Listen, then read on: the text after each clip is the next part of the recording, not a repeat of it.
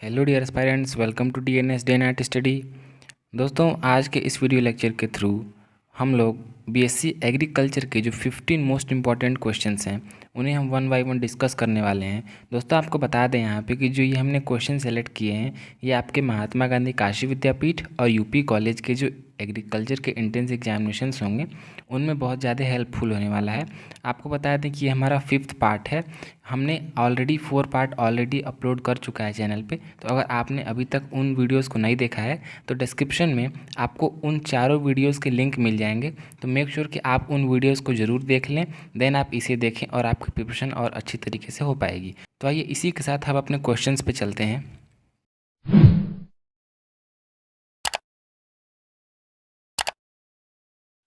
दोस्तों, यहाँ पे जो हमारा फर्स्ट क्वेश्चन है, petrology is the study of, मतलब कि यहाँ पे हमसे पूछा गया है पेट्रोलॉजी अध्ययन है, किसका अध्ययन है।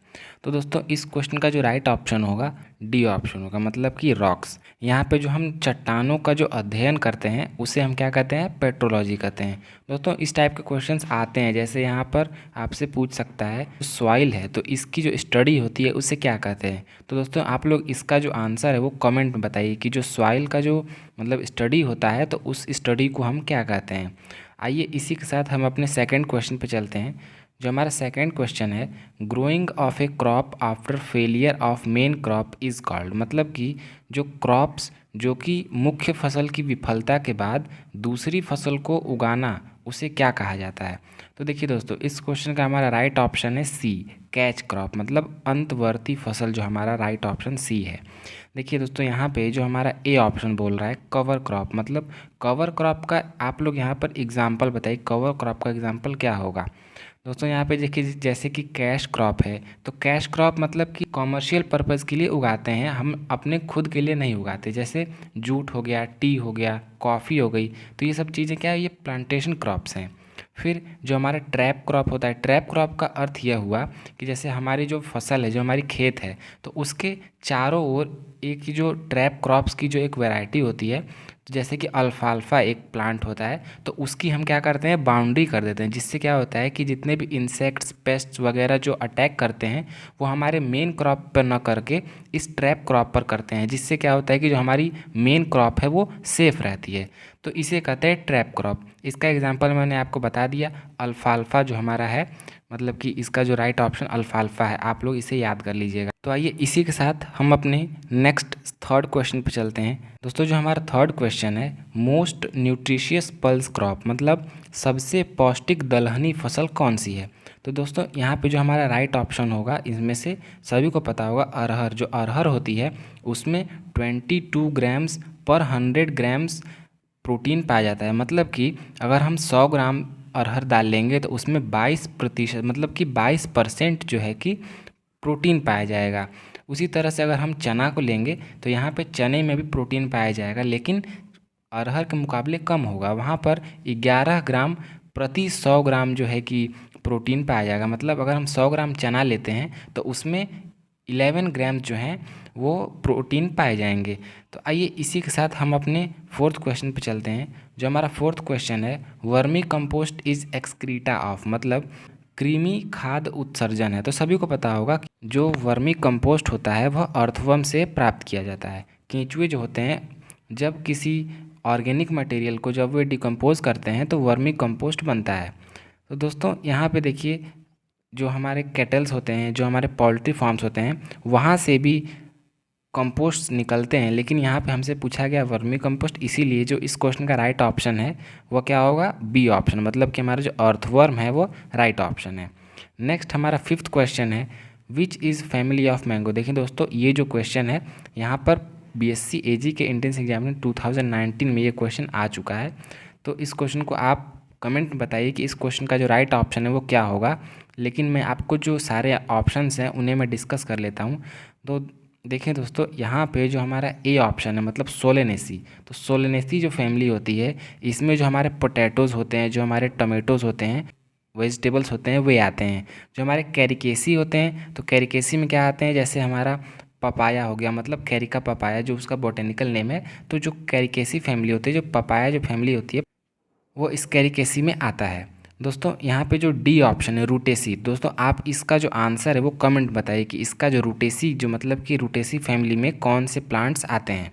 दोस्तों इसी के साथ हम अपने सिक्स्थ क्वेश्चन पे चलते हैं। जो हमारा सिक्स्थ क्वेश्चन है, the ICAR institute of pulses research is located at, मतलब कि भारतीय कृषि अनुसंधान परिषद की भारतीय दलहन अनुसंधान संस्थान कहाँ है। तो इस क्वेश्चन का जो हमारा राइट ऑप्शन है ए ऑप्शन है, मतलब कि कानपुर, जो हमारा ए ऑप्शन वो सही है। दोस्तों जो हमारा नेक्स्ट, दोस्तों आपको बता दें आगे बढ़ने से पहले कि अगर आपको इन क्वेश्चंस के PDF चाहिए होंगे तो डिस्क्रिप्शन में आपको इन PDF के लिंक मिल जाएंगे, वहाँ से आप इन PDF को डाउनलोड कर सकते हैं। तो दोस्तों आइए हम अपने 7th क्वेश्चन पे चलते हैं। जो हमारा 7th क्वेश्चन है, phosphorus is present in DAP in form of, मतलब कि जो DAP है तो उसमें जो है कि फॉस्फोरस जो है वह किसके फॉर्म में पाया जाता है। तो देखिए इस क्वेश्चन का जो हमारा राइट ऑप्शन है ए, मतलब कि जो फॉस्फेट जो है हमारा, जैसे कि यहाँ पे अगर आपको इसका फुल फॉर्म पता होगा DAP का तो आप इस क्वेश्चन को बहुत ही आसानी तरीके से कर लेंगे। तो जैसे कि यहाँ पे कुछ एग्जांपल्स जैसे कि हैं, जैसे CAN हो गया, फिर यहाँ पे UAN हो गया, फिर यहाँ पे क्या हो गया SSP हो गया। तो ऐसे जो कुछ कॉमन जो है कि फर्टिलाइजर्स हैं, इनके फुल फॉर्म आपको पता होना चाहिए। जैसे अगर आपसे एग्जामिनेशन में पूछ देगा कि CAN में जो है कि ए जो है वो अमोनिया जो है वो किस फॉर्म में पाया जाता है, तो देखिए यहाँ पर जो अमोनिया है वो अमोनियम के फॉर्म में पाया जाता है। इसका फुल फॉर्म क्या होगा, कैल्शियम अमोनियम नाइट्रेट, जो इसका CAN का फुल फॉर्म होगा। नेक्स्ट जो है हमारा UAN, तो UAN का फुल फॉर्म क्या होगा, यूरिया अमोनियम नाइट्रेट। यहाँ पे ये अमोनियम है, ये नाइट्रेट है, ये यूरिया है। उसी तरह से अगर SSP का पूछ देगा तो सिंगल सुपर फॉस्फेट। तो ऐसे जो कुछ फर्टिलाइजर्स हैं इनके आपको शॉर्ट फॉर्म ज़रूर याद होने चाहिए। तो यहाँ पे DAP का जो हमारा करेक्ट ऑप्शन है ए, फॉस्फेट, जो हमारा राइट ऑप्शन है। नेक्स्ट 8th क्वेश्चन पे चलते हैं हम अपने। यहाँ पे जो 8th क्वेश्चन है, Neelam and Dasheri are the parent of which variety. तो नीलम एंड दशहरी जो हमारा BSc AG में ये जो है क्वेश्चन आ चुका है, नीलम एंड दशहरी आम के किन किस्मों के माता पिता हैं। तो इस क्वेश्चन का राइट ऑप्शन है ए, मतलब कि मल्लिका एंड आम्रपाली। नेक्स्ट हमारा जो है 9th question, edible part of Pisum sativum is, मतलब कि जो मटर का खाने योग्य भाग कौन सा है।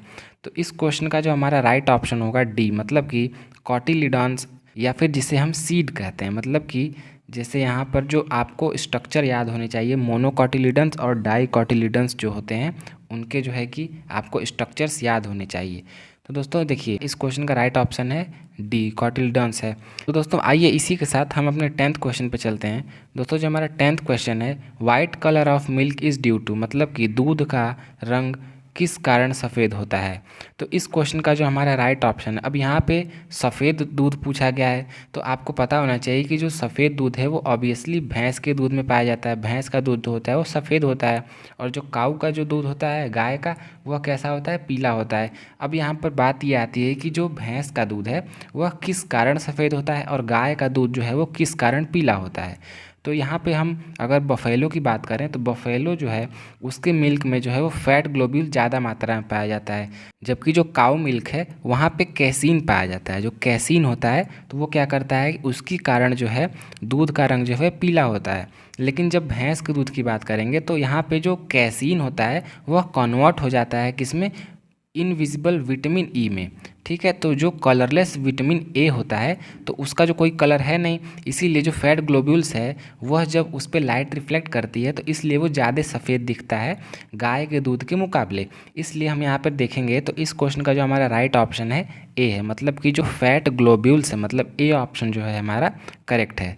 नेक्स्ट हमारा जो 11th क्वेश्चन है, pungency of onion is due to, मतलब कि जो प्याज में तीखापन किसके कारण होता है। तो इस क्वेश्चन का जो हमारा राइट ऑप्शन है ए, एलिल प्रोपाइल डाइसल्फाइड। इस क्वेश्चन का जो हमारा ए ऑप्शन वो करेक्ट है। दोस्तों यहाँ पे जो एक और ऑप्शन है हमारा सी, इसकी बात करें तो कैप्साइसिन जो है ये हमारे चिली में जो तीखापन होता है, अगर यहाँ पे आपसे क्वेश्चन पूछ देता प्याज की जगह अगर मिर्च लिख देता, यहाँ पर प्याज की जगह अगर मिर्च लिख देता तो मिर्च में तीखापन किसके कारण होता है, तो यहाँ पे हमारा आंसर होता कैप्साइसिन, मतलब सी ऑप्शन करेक्ट होता। लेकिन यहाँ पे हमसे अनियन के बारे में पूछा गया है, इसलिए यहाँ पे जो हमारा ए ऑप्शन है, मतलब कि एलिल प्रोपाइल डाइसल्फाइड। दोस्तों आप इन दोनों को याद कर लीजिए क्योंकि मे भी ये क्वेश्चंस आ सकते हैं, क्योंकि ऐसे क्वेश्चंस फ्रिक्वेंटली पूछे जाते हैं, इसलिए इनकी प्रोबेबिलिटी ज़्यादा है क्वेश्चंस आने की। तो आप एक बार इन्हें दिमाग में रखे रहेगा ताकि अगर आए तो आप इसे सॉल्व कर सकें। आइए इसी के साथ हम अपने 12th क्वेश्चन पे चलते हैं। यहाँ पे जो हमारा 12th क्वेश्चन है, food prepared by leaves are transported to the all part of plant by, मतलब कि पत्तों द्वारा बना खाना किसके द्वारा पौधों के सभी अंगों में भेजे जाते हैं।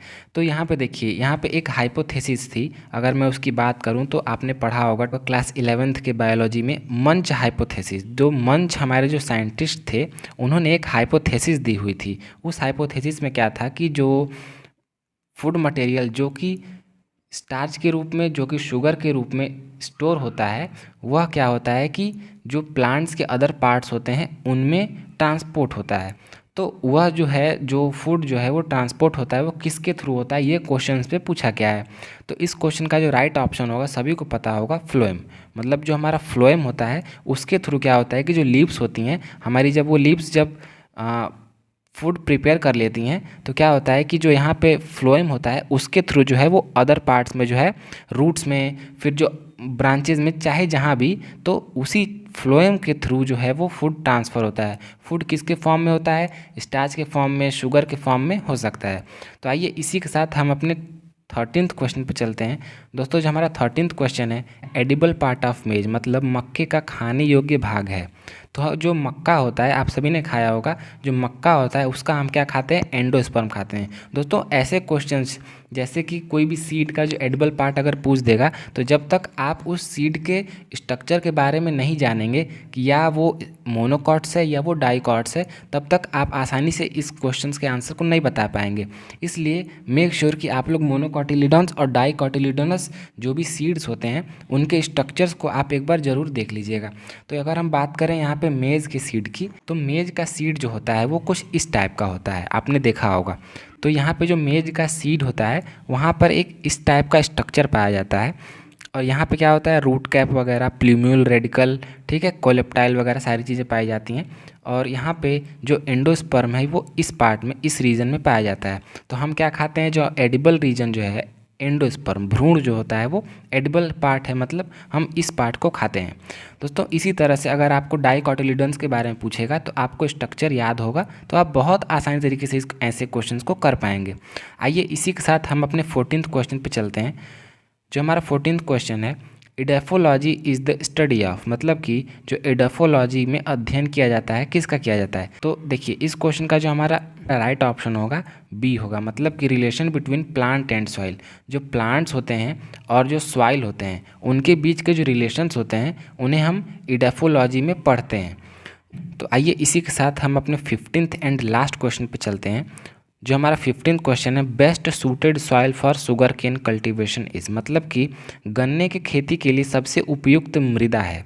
तो इस क्वेश्चन का जो हमारा राइट ऑप्शन है सी, मतलब कि दोमट मिट्टी, मतलब लोमी सॉइल जो हमारा गन्ने की खेती के लिए सबसे उपयोगी होती है। दोस्तों आप लोग कमेंट में बताइए कि जो शुगर केन है वह सबसे ज़्यादा शुगर केन की पैदावार कौन से प्रदेश में होती है, भारत के कौन से राज्य में शुगर केन की जो पैदावार है वो सबसे अधिक होती है। इस क्वेश्चन का जो आंसर है आप कमेंट में बताइए। तो दोस्तों इसी क्वेश्चन के साथ आज की हमारी ये 15 इंपॉर्टेंट क्वेश्चंस की सीरीज़ यहीं पे एंड होती है।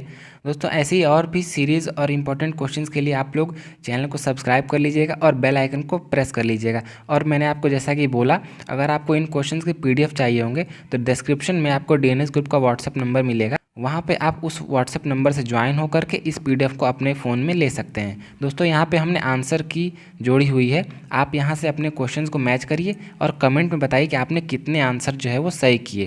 दोस्तों अगर आपको और भी कोई इन्फॉर्मेशन चाहिए तो वो भी आप हमारे व्हाट्सएप नंबर से ज्वाइन होकर के ले सकते हैं।